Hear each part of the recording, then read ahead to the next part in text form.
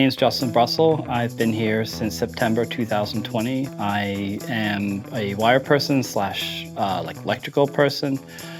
Do a bit of assembly work and other tasks like that. I think for me, my favorite part of my day is when I can actually get into the thick of doing my job. I like to be hands-on and I like to tinker. So that's why I like to do the wiring stuff. I like a lot of the people I work with. I've worked on 2 different lines. If somebody's missing, people are they're very willing to actually jump in and do what needs to be done for the better of the line. When COVID happened, I lost my job. And so I was looking for something that was in the same sort of job, but not as much in the elements as before I was working in residential wiring. Honestly, when I first came in, it was quite intimidating to see the wiring and to see what I was up against.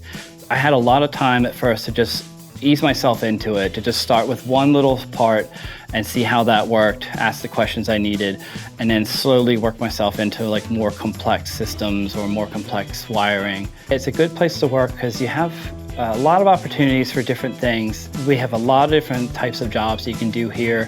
It's not just manufacturing jobs, it's not just metal work, electrical work.